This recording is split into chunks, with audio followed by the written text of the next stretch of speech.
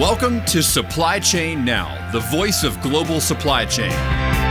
Supply Chain Now focuses on the best in the business for our worldwide audience, the people, the technologies, the best practices, and today's critical issues, the challenges and opportunities. Stay tuned to hear from those making global business happen right here on Supply Chain Now. Hey, good morning, good afternoon, good evening. Scott Luton and the one and only Kevin L. Jackson with you here on Supply Chain Now. Welcome to today's show. Kevin, how you doing? Hey, it's great today. It's getting warmer. I think summer is right around the corner. Man, you really do move at the speed of light, Kevin. I love that. But what you're probably really giddy about, as am I, is this outstanding show we've got teed up here today. We've got a wonderful panel that will be covering a lot of ground, especially on what manufacturing leaders, one of our favorite industries, what manufacturing leaders got to keep in mind when it comes to cloud computing in 2023 and beyond. Kevin, heck of a show teed up, right? Yeah, absolutely. And you know, manufacturers are scared of cloud. I don't know why, but we're going to get rid of that fear today, right now. I love it. All right, stay tuned, folks. Hey, quick programming up. Today's episode is presented in partnership with our friends at Microsoft, who's doing some pretty cool things in industry, including in the world of manufacturing. Yeah, absolutely. Let's do this. So we've got a home run lineup here today. I want to first introduce Howard Lowe, Vice President for Sales and Marketing at DataON, an industry-leading provider of hybrid cloud solutions for Microsoft Azure Stack, HCI, with cloud-based Azure services. So Howard brings over 20 years of tech leadership to the table and is based in Orange County, California. Howard, how you doing? Doing very well. It's a pleasure to be here.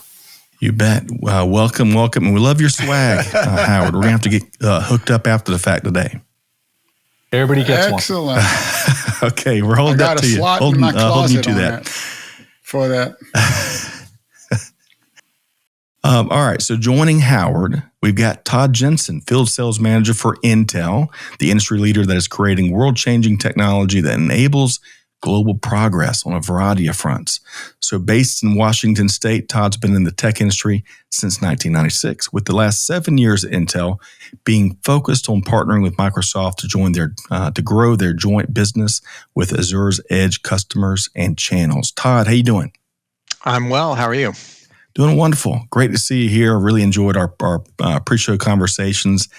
And joining Howard and Todd, we've got Christina Cardoza, Editorial Director with insight.tech, a global publication that features a wide variety of companies across the Intel Partner Alliance. Now, since receiving her bachelor's in journalism from Stony Brook University in 2012, Christina has spent her entire career focused on covering the technology space. So, Christina, great to have you here. Yeah, great to be here. Excited to dig deeper into this conversation today. We are too. So, yeah. Kevin, we had to work through the agents of these home run panelists here today, right, to get them booked. Yeah, absolutely. Huh? But you know, I actually have worked with DataON specifically because they're part of the Intel marketplace, and they are highlighted for their use of the hyper-converged infrastructure. And I actually had the opportunity to create some content and publish it with insight.tech. So I feel like I'm at home here. Okay. So you're like second cousins or something, right? HCI. Love it. Well, let's get started with our panel in earnest here. Great to have you all. We'll start by level setting a bit here. So, Howard, I want to start with you. So, when you survey global industry, especially the manufacturing space right now, what's one trend or challenge that you're tracking more than others? Yeah, Scott, that's a really good question. To start off with, thank you for the opportunity. It's great to be here today. Kevin's industry leader. Just a little background, in DataON has been a long-standing partner with Microsoft and Intel specifically, and we pride ourselves on being the forefront of hybrid cloud computing. I speak to customer all day, every morning, every day, and I think one of the key trends I've been seeing talking to manufacturing customer is the concept of modernized IT and really the concept of hybrid cloud. Those are two key topics that stands out more and more as I talk to industry leaders within the manufacturing, how they continue to innovate to make sure they could look at technology and how they could modernize their processes with the more advanced computing powers. How do they modernize their overall infrastructure with the ability to leverage the benefit of cloud or hybrid cloud infrastructure? To me, those are two key trends I've been seeing more and more as I have this conversation with manufacturing leaders. That's a great start, Howard. I appreciate you sharing. Kevin, I bet you're seeing a lot of what Howard is describing out there, one of the things, though, specifically in the manufacturing industry, is they have a love for their on-premise infrastructure. So the whole concept of having IT in the cloud is kind of scary for them. Howard, do you see that? I do see that, and I think this is why when we talk to customer, especially manufacturing, we always emphasize the concept of having a journey. It's a journey to the hybrid cloud. It is not a one-step solve all the issue discussion. Like you say, many people are not used to putting all their workload in the cloud. There will be security discussion, data sovereignty discussion, performance discussion. So when we have a conversation, it's all about which part of the journey would you like to have that conversation and how DataON, Microsoft, and Intel could really help you start that journey. And really, every part of the journey requires different facets of technology. And our goal is provide those capability and knowledge and advice to the customer so they can have the right journey. Yeah, I think it's also important to note that it's kind of like a journey without a destination because of the constant change across the industry vertical and in information technology. You always have to understand what's coming, what's your business model, how the technology can actually help you with your goals, and how you may tweak, change, upgrade your hybrid IT environment as things move forward. No, there's certainly no finish line, it doesn't seem, ever in our efforts to do it quicker, faster, stronger, more secure. So I want to bring in Todd. Todd, talk about some what you're seeing out there in global industry. You know, what I to kind of echo what both Howard and Kevin were talking about, the decision point is really about what's best for your company. Not should I be here or should I be there, but based upon your individual need, what do you need to have deployed, and then how do you do that in a fashion that enables flexibility, right? And so some of the new trends right now around containers, using breaking up the VM structure and using a container structure that can be consistent across your clouds, right? If you have a presence in the public cloud and your on-prem cloud, your factory cloud, right? Your IT cloud, your factory cloud, all of the different things that you may have, having a write once kind of run anywhere kind of scenario kind of helps in that distribution of the compute, right? Because latency is a real issue, right? Data sovereignty is a very real issue. Ensuring and while you may be able to solve that with a public cloud, the cost structure may not be in place to solve it either, right? So there's lots of ways to do this, but the real question is, it is a journey, and it's a journey that changes over time. So because it changes over time, you need to build in flexibility when you start. And building that flexibility is around management. And what I see more and more is the containerization of the work.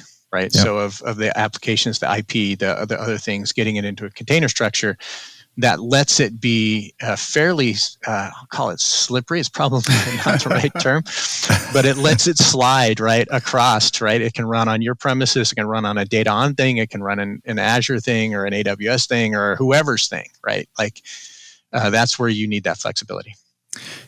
Todd, let's go with your term. I think slippery is a very accurate observation, right? When it's wet. Highly technical. I love it. Hey, Kevin, before I get you to weigh in on what Todd's sharing, let me bring in Christina as well and get some just opening comments here on what we're seeing out in the industry. Christina, what are you seeing?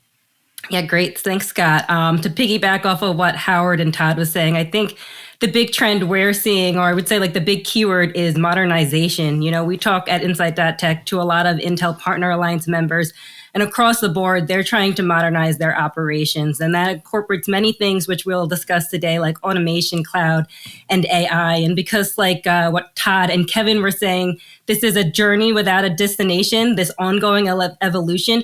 It makes it a trend, but also a challenge because there's many different ways to go about it. There's many new ways to go about it every day. And while manufacturers know the importance of Industry 4.0, I don't think it's always clear how they can get there. So, it's a struggle on how to leverage all this data. But while it is a broad trend, I think the biggest takeaway is that they're all just trying to modernize and compete in this ongoing digital transformation world. Well said, Christina. The struggle is real for sure. So, Kevin, cherry picking there, we heard from Howard about Howard and Christina really about leveling up, and Howard made a great comment about we're not trying to microwave do anything overnight, no magic wands. It's a deliberate journey. Of course, Todd spoke about containerization and how slippery some of this change and some of this digital transformation can be, and of course, that modernization. Yeah. Everybody's looking to compete stronger and safer and deliver more for customers alike and win new business. Kevin, what'd you hear amongst our panel here? Well, one of the things is kind of interesting because in cloud computing is all about not really focusing on the technology, right? The technology is supposed to be obscured from the user. You're looking at technology services, but the technology is key to being able to be seamless across your public cloud, your private cloud, and maybe in multiple public clouds that you may need to work across. And Todd was talking about containers because containers is now the way that you can take a consistent build across multiple clouds, your private cloud and your public cloud. And I think that's really critical to protecting the data. And that's something I know Howard was talking about, the fear of losing your data or data protection.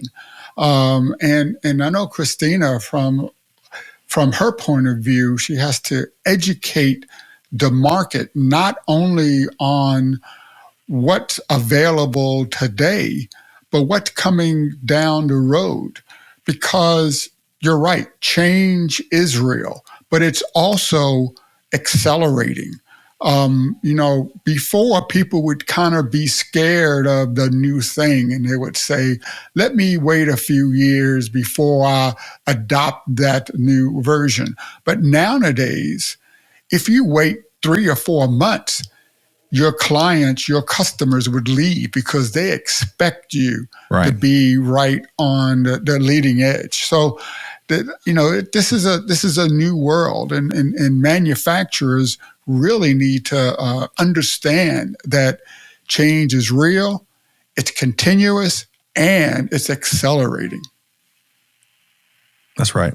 And there's certainly, as you point out, and rightfully so, Kevin, there are big costs to being slow to embrace new technology that can change a game for your teammates, your colleagues, the team, but also the market and your customers.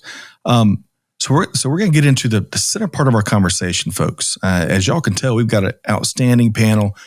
We're going to move into the heart of the matter here, and I'm going to start with Todd here. So Todd, you already kind of really the whole panel here touched on this a little bit, but I want to dive a little deeper. What must manufacturing leaders keep in mind this year in 2023 and beyond when it comes to leveraging the power of cloud computing? One of the main things they need to do is they need to think about the end thereafter, and not only am I solving my immediate production need, right? But how do I build AI, security, all of these other things that are kind of coming? How do they build that into their approach and their platform? Because the choices you make at the beginning, if you're just starting, the choices you make at the beginning are really important, right?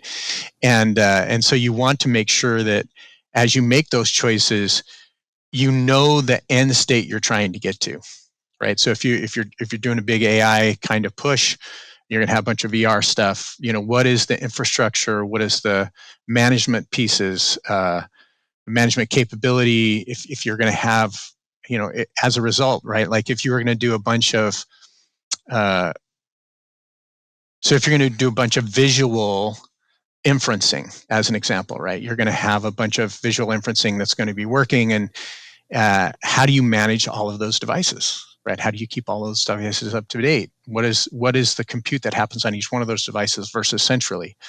How do you want to structure that? And how smart do you want to have each individual piece of the compute chain? Because all of that has cost implications. It also has throughput implications. How quickly do you need to make decisions? So it's more than just, I want to just enable like a visual inference thing, visual quality check of my products. How quickly do you need to have that done? How does that play into your manufacturing processes in your manufacturing line? So as you work through this, you really have to think almost like you're designing a product, right? Like when you're a manufacturer and you design a product, you think about all the different ways in which that product's going to be used and how it's going to break and how you're going to manage it, over time. It is the same thing when you start getting into a real distributed computing model. You need to take that same kind of due diligence and approach and then leave yourself as much flexibility as you can to ensure you can make changes over time. So, Todd, I love that, with starting with the outcomes in mind, because what I'm hearing you say is let's not make it more complex than it has to be, right? No more, no less. Let's build it based on what we're after. Is that right, Todd? You build it off of where you want to be, and then as much as you can build in flexibility, because as mentioned, you don't always know. The technology is going to change over time, right? So there's two ways you can approach it. You can either try to future-proof yourself, or you do spot builds, and you try to minimize your cost on your spot build. Right? And then you just look to replace that over time. Depending on your business, you may choose different approaches, right? Like, am I going to go a minimum cost, quickest deployment, but I'm after a very targeted activity that if you're going to have that activity, that business process that's going to be unchanged for a good amount of time, that's a good approach to go, right? But if you things are going to change in your factory line or something else, then you may want to build in a little bit more flexibility, because it's not cheap to swap out hardware every 5 years, right? 4 or 5 years. That's not going to make CFOs happy. Kevin, I will get you to weigh in on what we heard here from Todd. Yeah, one of the things you really understand as a manufacturer is that you have to think about manufacturing for a marketplace of one, because it's really all about customization, right? Every customer wants what they want. And this requires a lot of visibility, not only visibility with what the end client and customer wants, but the data that is needed to reflect those desires and needs. And as well, this is a supply chain now show, we have to have visibility into the supply chain so that you can know what components are needed, when they are needed, so that you can meet the customer's expectation. And this is critical in manufacturing. Well said, Kevin, because visibility in supply chain, as you mentioned, it's not a nice to have anymore as it was years ago. You got to have it. It's a must have. It's table stakes. Christina, I want to bring you in here. We're thinking about what manufacturing leaders got to keep in mind when it comes to cloud computing here this year and next, and beyond. What comes to your mind? Yeah, absolutely. So we've heard a couple of different buzzwords: hybrid cloud, private cloud, public cloud. But when I talk to organizations, I think there's a misconception that it's all or nothing. They think that they have to go all cloud or, be all prem, but there are many different approaches that they can take. And that doesn't mean moving to cloud means everything has to move off of premise. So I would agree with what Todd said. Manufacturers should look at their outcomes, operations, and solutions, and then figure out what their approach should be from there. While the cloud will give them the freedom and flexibility they need, on-premise will give them the control of their data and hardware and platforms. So, a hybrid cloud approach can be very valuable because it's going to take some burden off the IT staff by moving things to the cloud, but then it's going to give them the ability to keep more mission critical applications on-prem so that everything remains reliable, up and running. And then the last thing I'll just add is that, there is also an edge component to this. I see a lot of organizations utilizing a cloud edge approach, moving the data closer to the source so they can gain real-time insights into their operations visibility, and that allows them to improve operations. And then they use the cloud to dig deeper and make predictions based on what they're seeing. Love that. And Kevin, I'm going to get you to weigh in on what we heard there. I want to bring Howard in really quick. Christina, a lot of good stuff. You and Todd and Kevin. Howard, what do manufacturing leaders got to keep in mind when it comes to leveraging the power of cloud computing this year and beyond? Yeah, a lot come to mind. I think what Todd said and Christina and Kevin say all applies.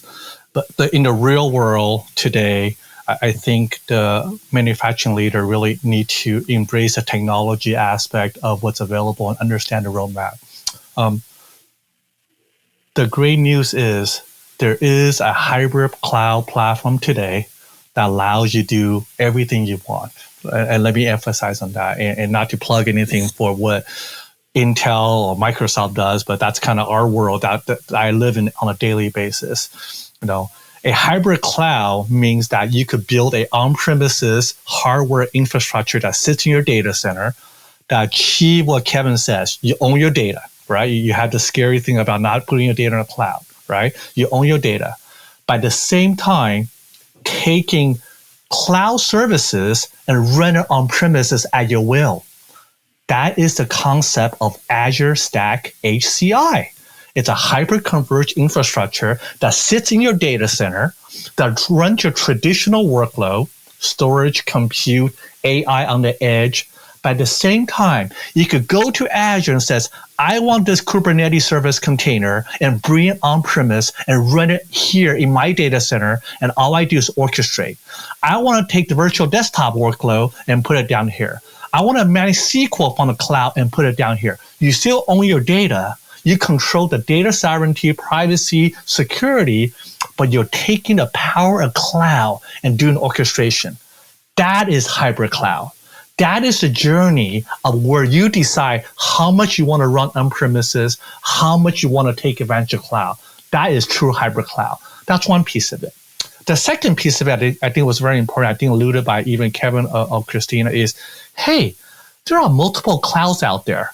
You don't have to pick one. I'm not an advocate saying whether or not it's Microsoft, AWS, or Google. They're all great, in my opinion. However, the ability to manage multi-cloud is also a critical piece. That's what Microsoft Arc is about. Ability to have a single plane and management plane in the cloud and manage all your workload, either on-prem, Azure Stack HCI, AWS workload, Google workload, everything as a service. Now you can manage everything as a single pane of glass, as a multi-cloud management platform. These technology power are available today. With the help of Intel and Microsoft, DataON's been engaging with manufacturing customer who has hundreds of sites with edge computing, with the cloud central data center, but they're taking advantage of this hybrid cloud platform and really get on this hybrid cloud journey. And to me, this is the key of what this cloud, hybrid cloud on-premise really come about. It's ability to understand where you're at and taking advantage of technology today. Howard, I love that. And Kevin, I'm coming to you. I think that Howard's passion alone could power a manufacturing plant. Did y'all hear that come through? Oh, yeah. I love that. That speaks to me. Absolutely. So Kevin, and get you to weigh in on what you heard, what Todd, Christina, and Howard all kind of shared in terms of what leaders have to keep in mind. And then let's get your take as well. Yeah, so I think the big takeaway here is that hybrid means multiple options, and there's a need to have visibility in those options and to control those options in real time that align with your business model or your business process. And no one option will support all of your business processes. Every business process may have a different structure, 20% cloud, 80% on-prem, 50% cloud, 50% on-prem. And that actually may change from day to day or product to product. So the decision makers need to have tools like Arc, for instance, that will enable you to look at what services are available, the cost of those services from the different sources, because that cost will affect your end price, right? The availability of those different services so that you can pick, choose, select, deselect at will. But the other, I think, even more important aspect of this, and this is really at the manufacturers, these is what the CIOs need to understand, is you have to have the governance that's designed around a hybrid IT or a hybrid cloud model, right? You need to be able, your workers, your middle management need to understand the trades between doing something on premise and doing something in the cloud, and have guidance on how to pick and choose. And this is not just a technology thing. It is a finance thing. It is a cost of goods thing. Okay, it is a customer service thing, being able to deliver what the customer wants on time with the right configurations that they want. So it's a hybrid industry. It's hybrid IT, it's hybrid cloud, it's hybrid business processes. And you need to have the governance to support this this is the way to do modern global business today. All right, Kevin, I love the picture that you paint. I want to, and you're going to pose an interesting question here in just a moment to our panel about what's going to come. Right, they're going to break out their crystal ball in just a second. All right, so before we get into this next question, I can't wait to see what y'all have to say about if your crystal balls are working. Like mine's been broke for at least six or 7 years. It feels like now. But Christina, respond to what we heard there. We just finished a segment where all of us were talking about what manufacturing leaders got to keep in mind. Your quick follow-up commentary there.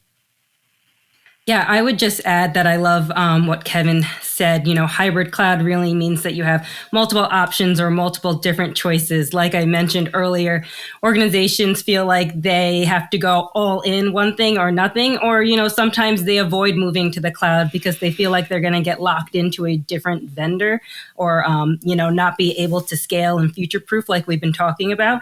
But I love hearing about, the products like the one that Microsoft offers, because it's enabling them to really pick and choose the approach that they need, at a cost that is appropriate to them. So, like Kevin said, this is an investment also. And so it helps them make the best investment and really future-proof their operations, going forward. Well said. There's lots and lots of options, and that's a beautiful thing, Christina. Howard, let's come to you. Get your quick follow-up to what we heard here. Yeah, I think for me, it is I want to make sure I talk specific use cases, be real to the audience here.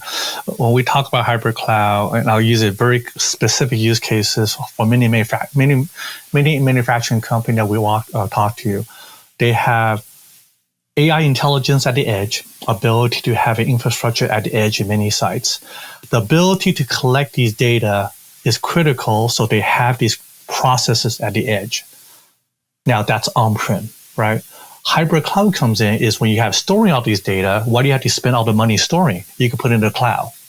Now you can see very easily how an on-prem and cloud connects together, where you have AI at the edge, where you have GPU from Intel at the edge, and then you have the cloud capability from Microsoft. You could collect all the data, analyze in the cloud, and really bring it all together.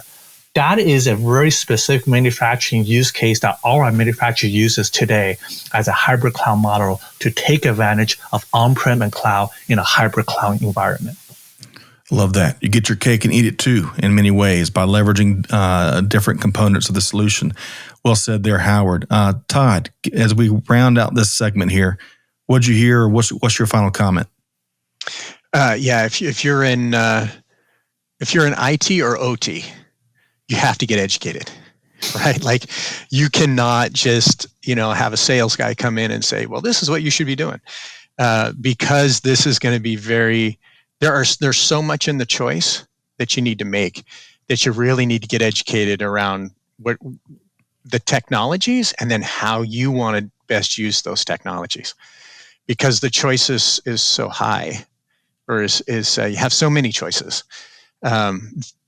Therefore, you need to get real specific and get real targeted, right, around the things that you care about, and also the cost structures and the infrastructure you existing have, plus what you're gonna add on to, and you need to not think about it in terms of things that are in my data center versus things that run in the factory.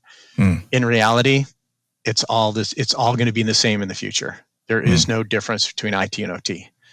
And that management capabilities of like Arc and other cloud vendors that have management capabilities are going to make that happen. That in containers are going to make it happen. So there's no difference between IT and OT in the future. So just embrace all those business partners. If you're an IT guy, if you're an OT guy, start leveraging your IT guys. You can't be on separate pages. I love that. You got to educate yourself where you started, and knowledge and bandwidth is certainly power. Okay, so Kevin, I want to toss it over to you. Todd gave us a natural segue because he was kind of talking about future looking. Where are we going next with our esteemed panel? Well, first of all, the future is now. We've been talking about the future in the 2020s, forever, and we're there. It'd be 10 years before you would renew your IT, but now an IT is updated, every month. I mean, your smartphone, you put it down when you go to sleep, and the next day it's a new smartphone with all new capabilities. So what do we in the manufacturing industry need to think about or expect in the next 2 or 3 years? So I'd really like to get a fearless, bold prediction from our panel on that. So maybe Christina. Yeah, absolutely. It's hard to pick just one or even to predict because, like you said, it's constantly evolving and changing every day. So I don't know if this is a bold and fearless one. It is a little bit of a safe and stable prediction that I have over the next couple of years. But I'm going to say, the importance of 5G and private 5G in the manufacturing industry over the next couple of years. We've heard about 5G in the consumer space, but I think it's still fairly new in the manufacturing space because, we've had to ensure that the products work. Imagine if a 5G device stops working, it can take down the entire operation, and that could be really bad for manufacturers. So, I think over the next couple of years, this move to 5G, it's going to become more stable. We're going to see more manufacturers leveraging the technology for just speed and latency to power things like the modernized operations we've been talking about, autonomous robots, autonomous vehicles, improving worker safety. Now, how does this fit into this cloud conversation that we've been having? I think it's just going to help manufacturers become more effective as they move to the cloud and as they work to modernize their operations.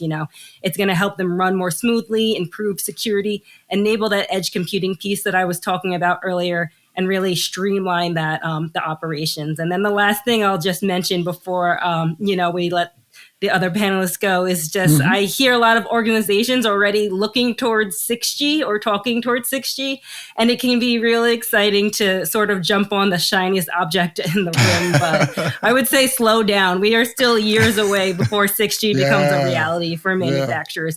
The value is going to be in 5G. And so, that's where I would put my focus over the next couple of years when talking to manufacturers. Yeah, I really like your viewpoint on that. I always look at 5G as the data center, compute and storage, leaving the data center and going out over the network to the edge. So that's why I'm really interested in what Todd has to say, what's going to happen in the next 2 or 3 years, because, Intel is really about that technology in the data center. So what's bold? What do you see coming? Yeah, if I want to be real bold, I'd turn around and say in the next 3 to 5 years, security on-premise is in the cloud is going to be just as good as on-premise. And so, some of the government regulatory things that are kind of outside of the technology industry's control have a way on what you do. The other is AI will be, in 3 to 5 years, AI will be mainstream. And if you haven't already embraced, you're late. If you have embraced it, you're already late. Wow, that's a bold statement. So Howard, as you are talking to your customers and you're trying to help them understand the journey, I would imagine you have a near term, a midterm, and a long term for that journey. But, could you sort of give us an idea of what's the scale of your short term? Is it 2 months?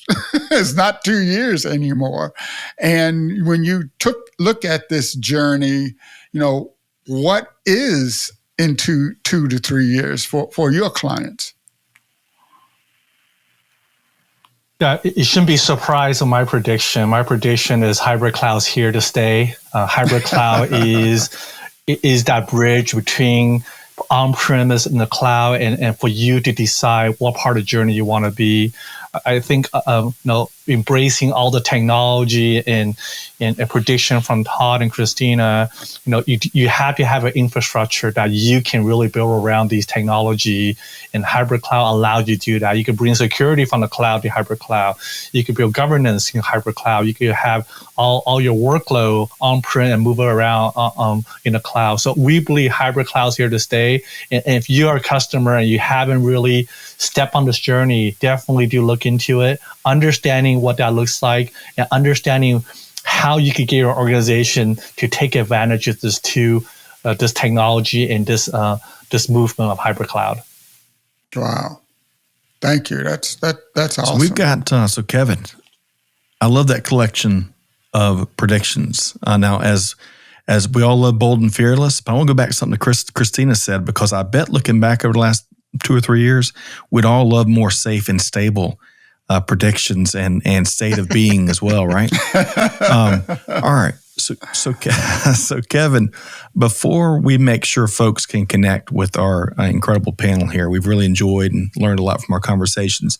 Do you want to throw in your own bold and fearless prediction, Kevin? Well,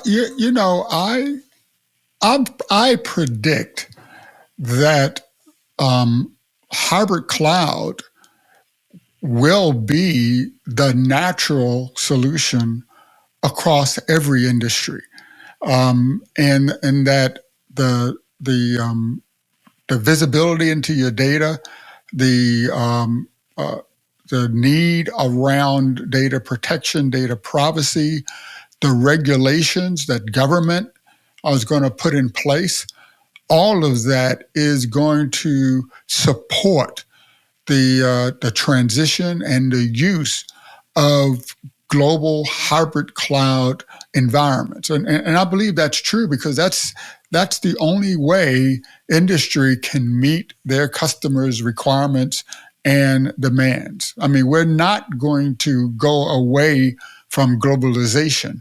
It's not going away. We're going to and manufacturers are going to be in the thick of that. And hybrid cloud is the only way. So I'm there with Howard. Yeah. Well said, Kevin. More production shifts, more transparency, more visibility, a lot more automation in markets that maybe have been a little behind the curve. And we're going to have many of the technology game plans that our panelists have spoken to here today to take advantage of that and take all the opportunity that exists out there. Okay. Really have enjoyed this. Could easily be like a War and Remembrance 8-part series with this panel here, but we're gonna have to leave it at this. We're gonna have to leave it here. A little throwback to any fellow kids of the 80s out there.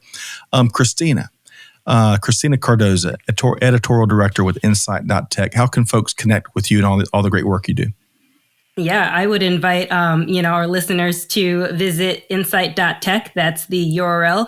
And we have, a wealth of articles and podcasts on this topic, as well as, other technology trends and business solutions in the IoT space. And I won't give you the alphabet soup of all of my LinkedIn and Twitter handle, but you can find insight.tech social media channels on the upper right corner of our website. And you can also find out how to connect with me there as well.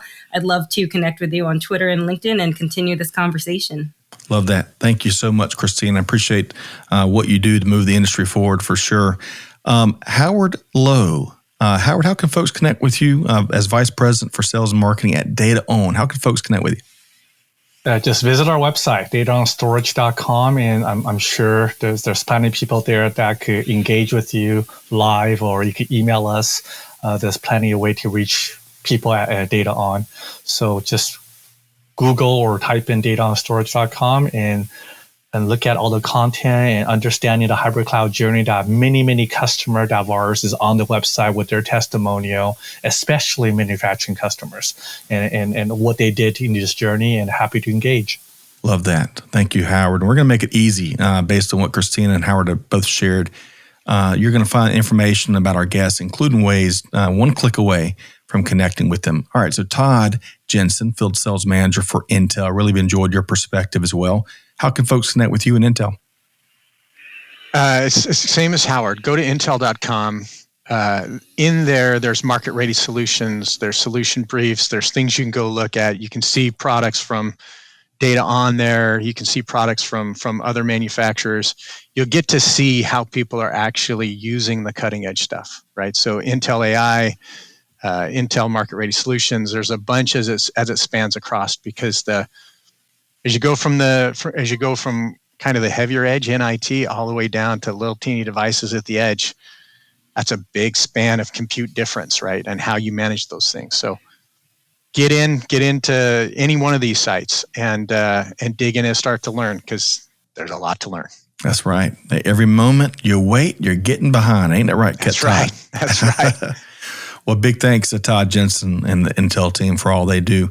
All right, before we go here, of course, Kevin, big thanks to our collaborative partners over at Microsoft for helping to make today's show happen. Kevin, how can folks connect with you and learn more about digital transformers? Well, you can connect with me through my many articles on insight.tech. Okay, I say for the past few years, I've really enjoyed learning a lot about the Intel market-ready marketplace and all the technologies, including DataON and others.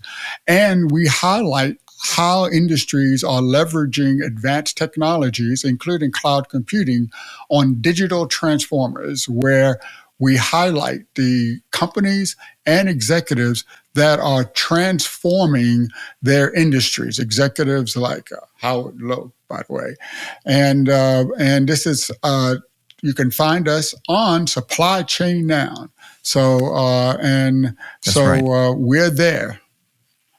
We'd also like it's just that easy. Yeah, it's just that easy. But we also like people to keep track of digital transformers, because we highlight a lot of the technologies that are layered on top of Microsoft Azure to make it easier, better, quicker, faster to address and target and attain your business goals through hybrid cloud.